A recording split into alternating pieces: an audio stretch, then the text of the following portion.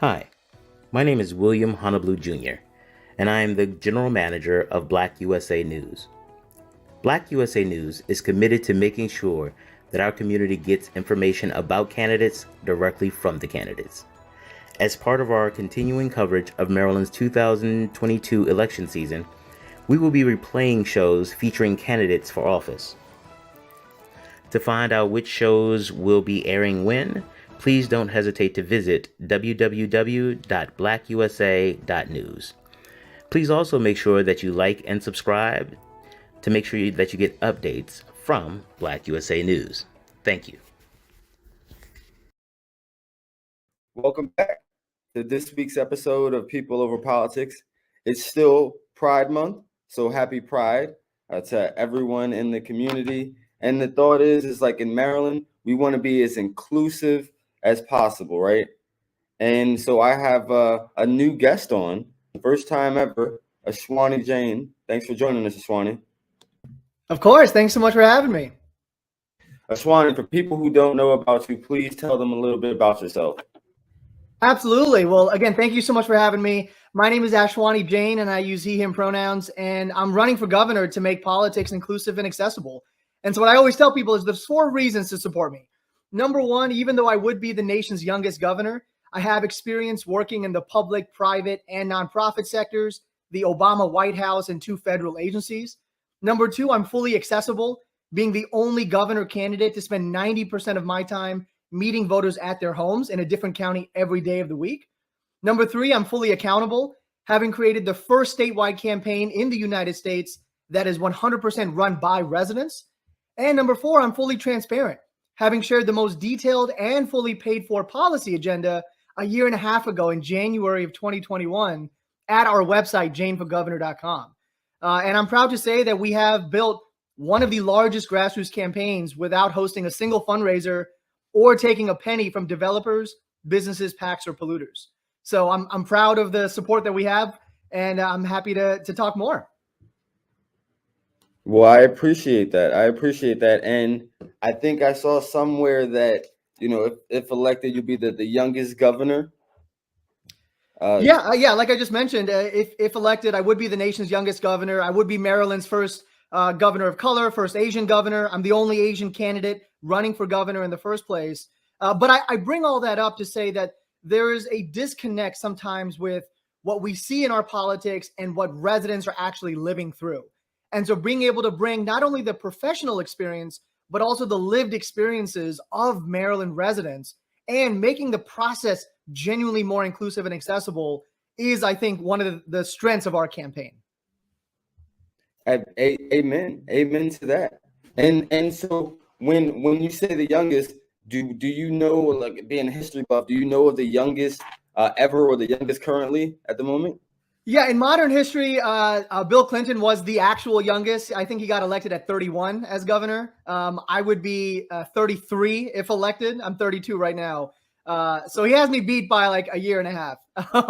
But currently, the average age of a governor in the state of in the United States, I think, is around 40 or 50 years old. But again, we have a big age discrepancy, and it's figuring out how do you bridge the gap between young people who are told by elected officials, we need you to march, to rally, to protest, to canvass, but only when it's to keep them in power. So bridge that gap between them and folks who have been doing this forever, who are much more seasoned, so to speak, and much older, and figuring out how do we actually work together. Okay. And so one of the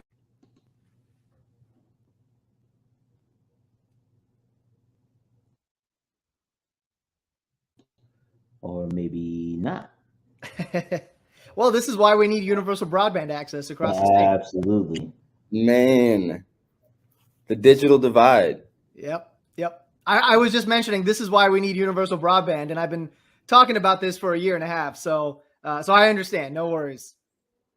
Is that something that we can make happen at the state level? I know that the mayor of my city promised people free internet. That's still a long ways away. Yeah. I mean, yeah, absolutely. It is really important, and it is a civil rights issue, an economic issue. And so at a statewide level, making sure that, for example, we have 5G antennas on utility poles and street lights and libraries. I mean, there are a lot of easy, practical, tangible steps that we need to take because there's a lot of folks throughout the state of Maryland that are having difficulty accessing virtual learning, having difficulty accessing, their customers if they're a business, or just individuals just trying to get the services that they desperately need. So it is something that we've been talking about for a year and a half, and it's all about how do you prioritize the budget, and are you actually prioritizing the people of Maryland versus just special interests or big donors? Agreed. And, Ashwani, that's why I think that, there's some differences in your campaigns than a lot of the other traditional campaigns. For one, the first thing I realized was, you didn't need swaths of money to continue campaigning and to get your message out there, right? Like, you've been competitive spending the least, right? Yeah. So I would definitely say that you're probably the most grassroots candidate. And one of the things I really liked early on is you did that mobile office. Yep. So it was very, very grassroots. You just started setting up anywhere, all over the state, right? And saying, here's where I'll be if you want to ask me questions. But I did think that was very unique. A question that I have is, what would you do as governor to improve the quality among ongoing inflation? And I know that that's probably a ringer, but it's something that the next governor is going to have to think about. Obviously. Absolutely. Yeah. I mean, right. When you have rising prices, it's not just happening right now. It's been happening for many Marylanders for a long time. So that's where you have to, number one, understand what is in the purview of the state and what's the purview of the federal level. Number two, we have to make sure that corporations actually pay their fair share, because one of the reasons why we have such high gas prices is not just what's happening in the international stage, but it's because you have oil executives that are, making these enormous profits and, still raising their prices or still cutting their employee benefits. And so making sure that at the statewide level, for example, we have combined reporting, making sure that states who ship goods into our state from others actually are taxed on those goods, making sure that if you're a company who makes more than $100 million a year in digital advertisement, you actually get taxed on that as well. So that's one part of the solution. And then the other part is tackling the entire system comprehensively. One of our signature programs is called the Maryland Now Plan. It's fully paid for on my website, JaneForGovernor.com, but it's going to eliminate the state income tax for 95% of Maryland workers, make public transit more available and completely free, create the nation's first guaranteed jobs program to give you a job if you're struggling to find one, and then in addition to that, getting money out of politics. So all those things working hand in hand, that's how we can provide more economic sustainability in the short term and the long term. Hey, that's a great response. And in all fairness, I just want to understand the perspectives and the viewpoints of the different candidates running. Would you be a second chance candidate? And when I say that, I mean second chance in the sense of we have already given prisoners who have committed who have served their time, the right to vote once they're released. My thought is taking it a step further and being more people oriented and allowing, convicted people who are still in there, not awaiting trial or not, serve their sentence, but convicted people, the right to vote. So is that something that you would champion, that you would support if you win? 1,000% yes. And in our criminal justice platform, we were the first campaign to share one back in January of 2021.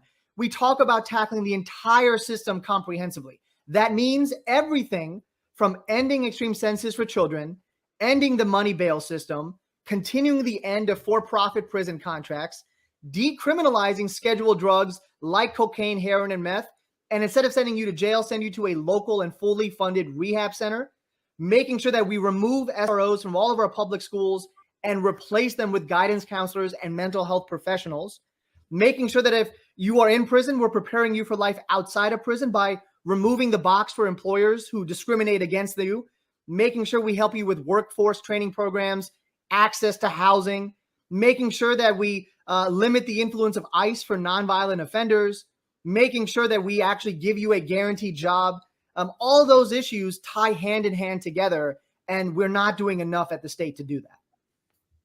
Yeah, you hit it right on the nose.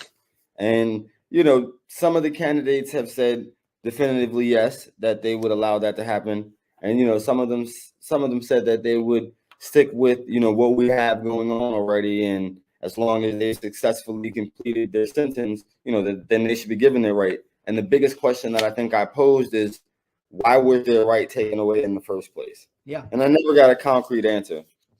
I mean, listen, we have a problem in this state of warehousing people. That's really what it's all about, right? It is warehousing, and more specifically, warehousing Black and brown people. And I think the reason why you keep having these issues time and time again is because we keep electing the same kind of people over and over again, right? We seem to only elect people who have the biggest names, the most money, the most endorsements. But the reality is that doesn't actually solve the problems that people like us have been fighting for and advocating for decades. And so that's where we really need to change our politics, not just to win an election, but to really reform the institutions that have been pushing so many people down, especially in marginalized communities. Okay. And I agree with you. And Ashwani, one of the interesting things I Hi, my name is William Honolulu Jr., and I'm the host of the Black USA News Morning Show and the president of the Grinding Gang Incorporated. The Grinding Gang is an organization that helps small business owners in the nonprofit and for-profit communities figure out how to make sense of all the noise. There's a lot of information out there, and sometimes it gets a little overwhelming. We help you develop business plans. We help you figure out what to do with a lot of the information you receive, and we also help you figure out how to become more profitable. We also host a variety of workshops. You can check out our next workshop on grant writing right here. I recall was you were one of the first to pick your lieutenant governor, if I recall. Yeah. Right. So I would say, tell us about your lieutenant governor, why you picked them, and just go on that fact. Yeah, absolutely. So my running mate, her name is Latrice Hawkins Lights. She's a healthcare advocate and community activist. She's a juvenile type 1 diabetes survivor, a transplant recipient, and a product of Prince George's County Public Schools. And I picked her because she and her family really represent the typical Marylander. One who works hard, who gives back to their community, who understands the challenges of the healthcare system, the importance of public schools, and can really elevate the voices of those who are marginalized, who are forgotten about, or just overlooked by our political system. She is not a traditional lieutenant governor candidate. I am not a traditional governor candidate. But I think that's what residents are really grappling with and resonating with, is the fact that we represent what most people are going through. And it's how do we connect those dots? How do we build those bridges? Because elected experience is not the only kind of experience that matters. Agreed. And so she is a well-rounded individual. She has a lot of life experience. Yeah. Right, a lot of lived experience. And yes, Ashwani, my bad. I was saying I think she has a lot of lived experience, and I think that will really help her connect with the everyday person. Yeah. Instead of being a bureaucrat, that's caught up in the establishment, so I look forward to meeting your LG. I don't believe I've met your LG, so I'm definitely looking forward to meeting your LG. And one of the things that I wanted to ask you was, I'm not sure if you know, but they call me the cannabis councilman. I'm a cannabis advocate, medical patient. So I just want to know, what are your thoughts on the future of the state of Maryland cannabis? Yeah. And what do you want to see in the framework? And kind of. Sir, you're on mute. You're on mute. We can't hear you. Oh, my apologies. I'll start at the back. So once legalization passes, I believe it'll pass on the ballot. I believe then we'll go to the legislature and work out a framework. Will that framework be equitable and inclusive towards Black and brown people, in which the medical market wasn't? Then what do you want to see for the state of Maryland cannabis? Absolutely. So again, hold me accountable. I was the first candidate, at least statewide candidate in Maryland, to actually talk about fully legalizing marijuana and fully expunging records. We launched this plan both in our criminal justice plan and our Maryland Now plan in January of 2021, a year and a half ago. So I do talk about making sure that we raise a lot of economic revenue from legalizing marijuana. We remove some of the racial injustices by expunging records and removing them from police and court records, and allowing local farmers as well as minority communities, Black and brown communities, to participate in this economic growth. And the way we can do that is by expanding enterprise zones, offering tax credits to either farmers or local business owners to actually get the materials and the machines, for example, that they might need to cultivate hemp, to actually produce and sell marijuana as well. So it is a fully comprehensive approach, and I'm proud to say that I've been advocating for this publicly on the campaign for 1.5 years. Hey, that is huge. That is huge, Ashani. And one of the things you mentioned in there was hemp, right? So as we talk about, the fun of cannabis and THC, today's a little bit of Murphy's Law, Ashani. No worries. Murphy's Law. But as I was saying, you brought up a big point about how we can be leaders in the hemp industry, because hemp has so many uses. Hemp is eco-friendly. Hemp is cost-efficient. So as hemp continues to flourish, I see Maryland, being in the forefront. We have a lot of agriculture in rural areas, and where we can, grow hemp, and process hemp successfully. Yeah, absolutely. Yes. So Ashani, you definitely gotta come join us when we have our cannabis conference, our first cannabis conference. Yeah, absolutely. The network's gonna do a cannabis conference and invite a lot of cannabis industry and people within the ecosystem. So definitely want to invite you in one way or the other. Absolutely. Yes. And so one of the other questions I have for you is, what made you run for governor, right? Like, what made you want to take this step? Because the thought is, like, you're going to get a lot of gray hairs if you do get the position. Absolutely. I'm curious. No, honestly, it's because I really want to make the political process inclusive and accessible. And when you are a governor, you have the power of the budget, you have the power to appoint leaders to run your agencies, and you can actually enforce policies in an equitable manner. And I've been working on these issues for most of my adult life, and I'm just sick and tired of us not making meaningful progress on a host of issues, or actually making the system actually engage residents in a very sincere and thoughtful manner. And so we have an open governor seat. I have the professional and lived experiences that are needed in the governor's office. I understand how to organize in all 24 counties, not just as a talking point, not just once the primary is over, but from day one of my operation. And I have really specific policy solutions to actually move forward and resolve a lot of the issues we are facing. Agreed. I mean, and the reason I ask is because, like, I know that, the governor is a very powerful position. I know that they a lot of times control that budget, that purse. But like I said, it's a consuming position, right? Like, I feel like you're like the president of this very important state, right? So in a sense, you are, right? You're the president of the state, and that was one of the things that I've seen. But I would say that I'm glad that you ran, right? Because you bring different voices to the conversation. And I hope that other people have the confidence to run, right? Like in the future, especially more women, because as you know, we got so many males in this race. Yeah. So I definitely hope we have more women that step up to run. Absolutely.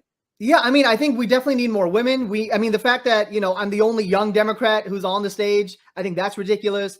The fact that I'm the only Asian candidate, that's ridiculous.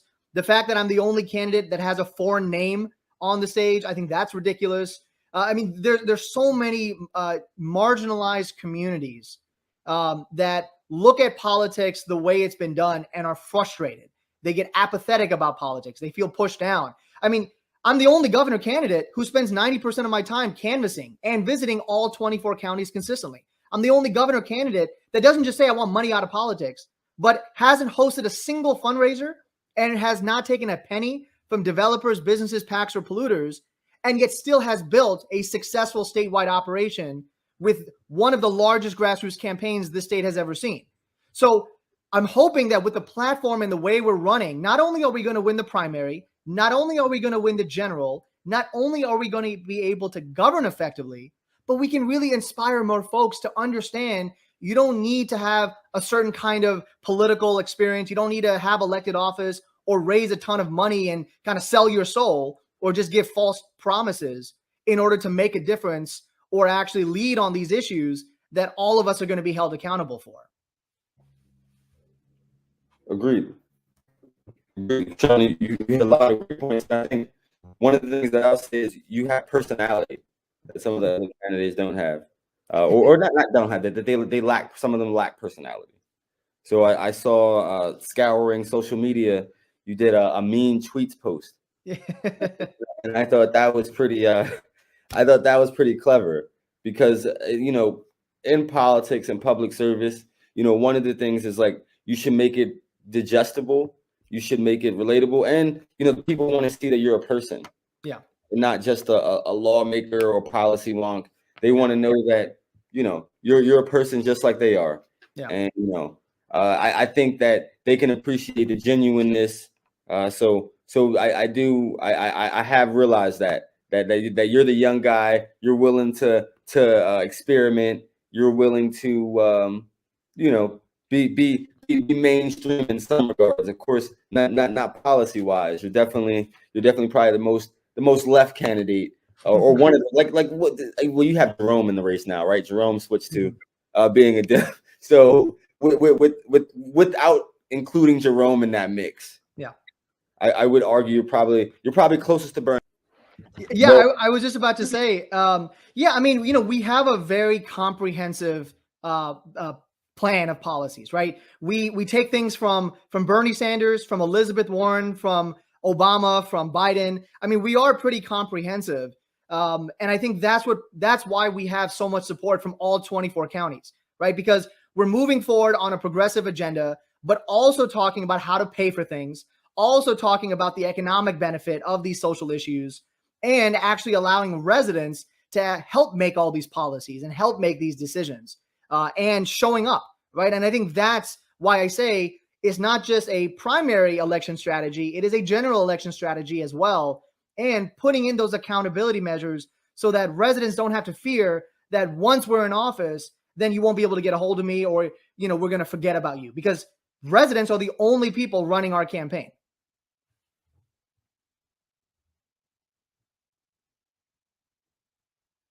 That I'm sorry, that was on mute, but that makes a lot of sense, and I think that's a good message to lead them on. But I wanted to ask you two quick questions, and then I'll do the lightning round, get you out of here. There you go. No worries. What were some legislative wins this year? What was something that you were really excited about and that you championed this legislative session? Yeah, I mean, honestly, since 2017, I've been, advocating and lobbying for the blueprint. So I'm happy that got passed, but now we need to fully fund it. I've been advocating for police accountability, and I'm happy that we passed some measures, but again, I don't think it goes far enough. I've been advocating, and I was the first candidate in Maryland, even before Speaker Jones, to actually have a reproductive justice plan. So I'm happy that they at least passed some measures, but I don't believe we needed to wait for the referendum. I believe we should have taken actions right now. And obviously our current governor is taking away funds for the training of those medical professionals to perform abortions. So there's a lot of good that is done, but I think the problem is, and a lot of residents feel this way, we're not going far enough. We keep spending a lot of time and money on more research, more studies, even though we've already spent the money on research and studies. We know it needs to be done. We could have legalized marijuana, but we decided to, again, push it back until November for the referendum. All these issues, why are we waiting? Why are we just, kicking the can down the road? And also, why are we not engaging residents in the process? Every other candidate is saying, oh, once I'm elected, I'm going to engage residents in the process, right? But what about the last year and a half that you've been running your campaigns? Why are you still forcing residents to pay money to have a one-on-one with you? Why are you still, making it harder for folks to get access to you by not visiting their communities and actually walking block to block? All these issues, I think, frustrate a lot of residents. And that's one of the things that we're fighting against right now. Well, it's funny about a lot of great things. The fact that you're not only available, but you're accessible to the people, right? Because we know that money provides you access. Being politicals, we know that money provides you access in the sense that people tend to listen to you more when you talk with your dollars, but also the access you get, right? Like money might get you favors that you wouldn't get if you didn't have this money. Right. So I appreciate you bringing up that aspect of it, because one of the things I've worked for a couple statewide candidates, one of the things that I hated is like none of them were grassroots. Like none of them were really door knocking. More of them were focused on like smoke and mirrors and like fake grassroots. And they were more interested in like doing meet and greets with like top stakeholders in the community, and not really like everyday individuals. Not to say that these people weren't, everyday lay people, but they were, somewhat of like higher stature individuals. It's not your everyday, teacher, or your everyday garbage truck worker, or, your everyday retailer. Yeah, exactly. Yeah. And one of the, and I appreciate you mentioning that, because so far, not including with my team, I myself have personally knocked on more than 32,000 doors across this state. And that is more than any other statewide candidate has done. And so, again, it's not just talking the talk. It is actually walking the walk, walking the block, and making sure that I myself, as a candidate for governor, am doing something that's never been done before. And that is actually meeting people where they are at their homes. And people appreciate that. And I think that's why we've been able to do with just $100,000 what other campaigns need $4 to $6 million to accomplish. It's because we're willing to put in the work, and we're really thinking about things in an innovative way and allowing residents the most accessible, accountable, and transparent candidate. Hey, amen to that. Amen to that. And you got to make it out to Laurel. Let me know when you come to Laurel. We got a lot of summer events coming up. So let me know when you make it out to Laurel. I'm grassroots. So absolutely, I take you around. I introduce you to some people. But at the end of the day, you got to do the work yourself. They got to see you in the community. But if you're willing to come on out, I'll show you the best things that Laurel has to offer. Absolutely. And so the lightning round. Are you a Pepsi or Coke type of guy? I'm a Pepsi guy. A Pepsi guy. Okay, cool. Favorite superhero? I'm sorry? Oh, favorite superhero. Oh, I gotta say Spider-Man, because he was a loser, weird kid, and then he got all these superpowers, and he's a community superhero. Spider-Man, because he was a very weird kid in high school. So was I feel. And he is a community superhero. He actually walks the block. He stays at a local level, and I relate a lot to that. And I appreciate that. I think you're one of the first ones to mention Spider-Man. I mean, like the studio producer Will, he might have said Spider-Man. If he didn't, he said Superman. So you might be the only one that I mean, listen, Superman and Batman, they're like the obvious choices. But like, if you really want a good superhero who's actually going to have your back, that's Spider-Man. Come on. Man, I'm going with Static Shock, but that. Oh, wow. That's deep. That's a deep cut.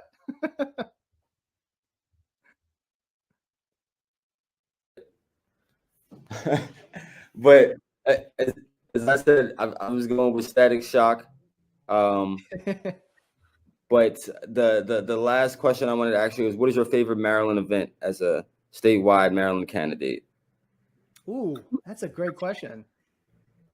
I mean, man, nobody's gonna be jealous. Nobody's gonna be jealous either. That's a great. I mean, honestly, I don't want to give you a political answer, but it's every day. It is an honor just to be able to walk the streets and visit people at their homes. And I know that's not an event, but it is something that doesn't happen enough. And I consider that as events. And like I said, 90% of our campaign events are canvassing and going door to door. So I know that doesn't really answer your question, but I consider that an event, and that's my favorite Maryland event. I love it. You love hitting doors. You love hitting doors. I got you. I got you. I like doors too. And so before I get you out of here, last thing, I saw you were excluded from a debate recently. So I didn't know if you wanted to address that. I thought that wasn't great democratic practice, but yeah, I mean, honestly, this is not the first time. There have been a couple different public governor debates that me and my team were excluded from.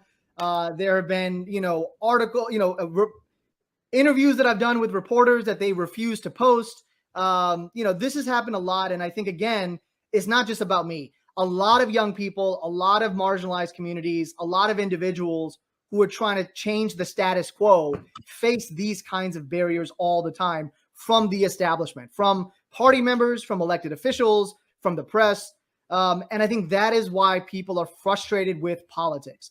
You can't say when it means getting you in power that we need all these people to get involved and then shut them up when they actually want to take accountability on these issues and lead on these issues. So it happens all the time. It's unfortunate, but we're pushing through it, and we're not taking no for an answer, and we're going straight to the people and making sure we're doing innovative tactics to still get our message out. Hey, well, I appreciate that, and tell people how they can stay connected with you. Absolutely. So they can go to jainforgovernor.com. That's JAINFOR governor.com. You can find out more about my experience, more about the 150 plus detailed policies we have. You can request a free yard sign. You can volunteer. And anyone who reaches out to my campaign to help out, they get direct access to me as a candidate for governor. I make time to have a one-on-one and actually personalize the volunteer experience as well. So if you want to help make policy, strategy, outreach, you name it, we have opportunities. We have training provided as well. And we would be honored to have your support. I apologize about every technical issue, but as you mentioned, it's important to address the digital divide as the next governor. So I appreciate you, and hope to see you next time. Absolutely. Thank you so much for giving me the opportunity. Thank you for the work that you do. And yeah, I can't wait to meet up in person. Yes, appreciate it. All right. Thank you. Whew. Good one. So that was Ashani, a lot to look forward to, and we have